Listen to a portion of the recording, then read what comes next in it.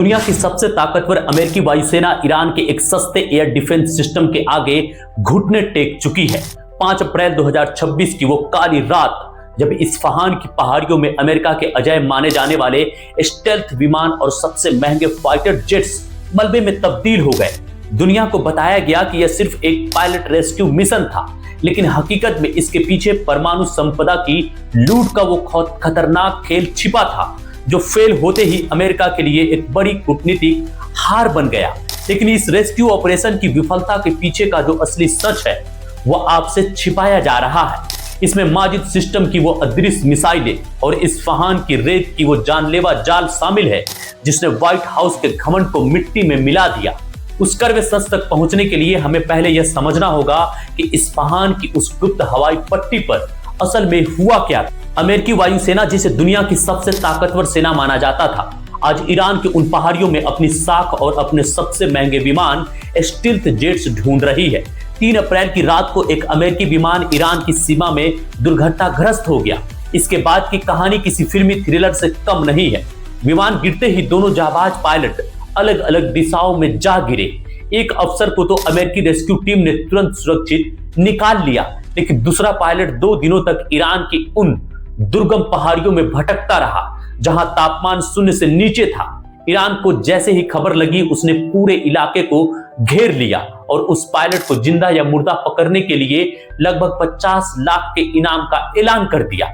यह pilot America के लिए केवल एक सैनिक नहीं, बल्कि उन गुप्त तकनीकों का जानकार है जो ईरान के हाथ लग सकती है। पिछले 5 हफ्तों से अमेरिका यह ढिंढोरा पीट रहा था कि उसने ईरान की वायुसेना को अपाहिज कर दिया है, लेकिन माजिद एयर डिफेंस सिस्टम ने इन दावों की पोल खोल दी है।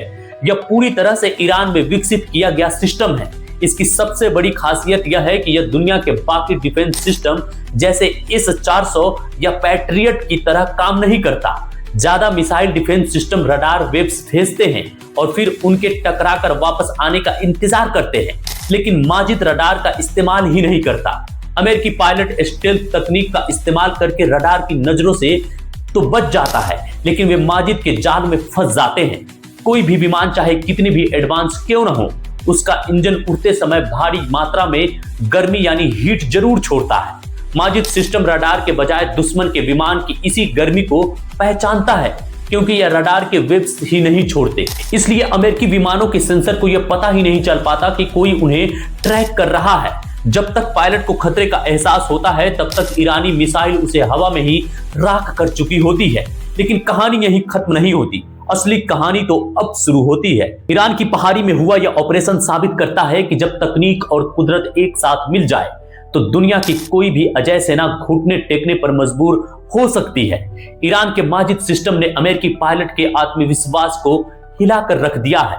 आमतौर पर जब कोई रडार किसी विमान को ट्रैक करता है तो विमान के कॉकपिट में बीप सुनाई देती है और पायलट सतर्क हो जाता है, लेकिन माजिद सिस्टम रडार के वेव्स ही नहीं छोड़ता। इसलिए पायलट को अंत तक पता ही नहीं चल पाता कि उसे कोई लॉक टारगेट कर दिया है।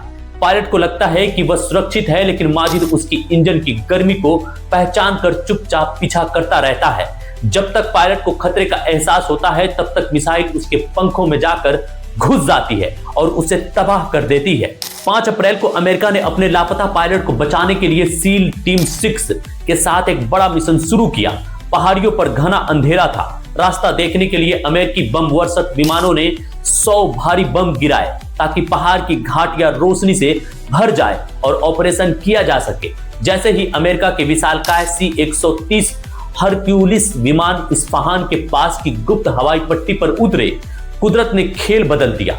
ईरान का वह बारीक रेत जो दिखने में ठोस लगती है, विमान के भारी वजन से धंस गई। दुनिया की सबसे बेहतरीन सेना वहां बैठकर फावरों से हाथों से अपने रेत को साफ करने लगी ताकि विमान बाहर निकल सके। घंटों की मेहनत के बाद जब विमान रेत से बाहर नहीं निकले और ईरानी सेना के पहुंचने का डर बढ़ने लगा, तो अमेरिका को एक बहुत ही कड़वा फैसला लेना पड़ा। अमेरिका ने अपने अत्याधुनिक तकनीक को ईरान के हाथ लगने से बचाने के लिए अपने ही 2 C-130 विमान, ब्लैक हॉक हेलीकॉप्टर और ड्रोन्स को बम से उड़ा दिया।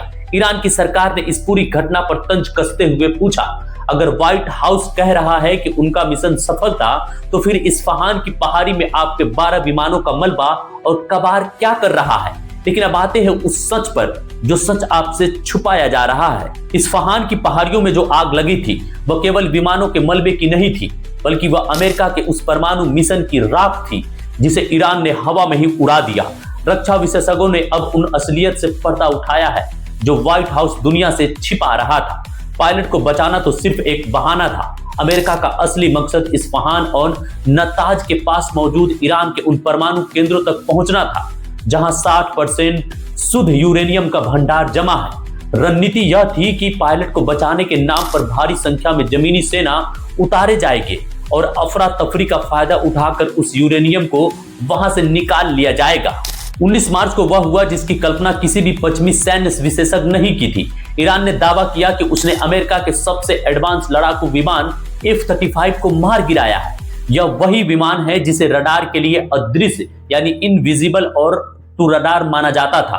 F-35 अपनी स्टेल्थ तकनीक से रडार को तो धोखा दे गया, लेकिन जैसे ही उसके इंजन ने इंफ्रारेड गर्मी निकाली, ईरान के माजिद सिस्टम ने इंटरसेप्टर उसे जकड़ लिया।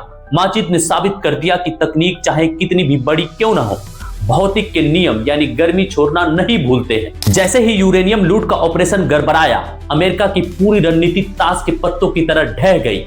जब विमान इस्फहान की पहाड़ियों में रेत में धंस गए तो पूरा ऑपरेशन यूरेनियम लूटने के बजाय कमांडो बचाने के अभियान में बदल गया।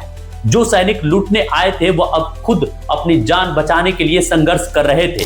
इस्फहान की पहाड़ी से उठता हुआ काला धुआं इस बात का गवाह है कि ट्रंप प्रशासन द्वारा दिखाई जा रही सफलता की गुलामी तस्वीरें महज एक झूठी थी। अमेरिका का वह घमंड कि वह किसी भी देश में घुसकर कुछ भी कर सकता है, इस्फहान की रेत में दफन हो गया। लेकिन इस पूरी कहानी की सच्चाई यही है कि अमेरिका अब अनटचेबल नहीं रह गया। 20 साल में पहली बार किसी दुश्मन ने अमेरिका के फाइटर जेट को उसके घर में घुसकर चुनौती दी है। ईरान ने दिखा दिया कि अगर आपके पास सही रणनीति है तो आप अरबों डॉलर के स्टेल्थ विमानों को भी मिट्टी में मिला सकते हैं। क्या दुनिया अब स्टेल्थ के युग से आगे निकल चुकी है? मेरी राय में यह युद्ध हथियारों से ज्यादा दिमाग की लड़ाई बन चुका है। अमेरिका ने अपनी पूरी ताकत रडार से बचने में लगा दी, लेकिन ईरान ने उस गर्मी को ही हथियार बना लिया जिसे कोई इंजन छिपा नहीं सकता है। यह पूरा मिशन एक ट्रैजिक कॉमेडी जैसा है। एक तरफ आप परमाणु साइट पर कब्जा करना चाहते थे और दूसरी तरफ आपके विमान रेत में फंस जाते हैं। यह साबित करता है कि ईरान को स्टोन एज में पहुंचाने का सपना देखने वाले ट्रंप खुद अपनी साख को दांव पर लगा चुके हैं। अब आप बताइए, क्या आपको वाकई लगता है कि अमेरिका इतने सारे विमान सिर्फ एक पायलट को बचाने के लिए ले गया था, या फिर यूरेनियम चोरी का उनका ये सीक्रेट मिशन ईरान के एक सस्ते एयर डिफेंस सिस्टम ने फेल कर दिया?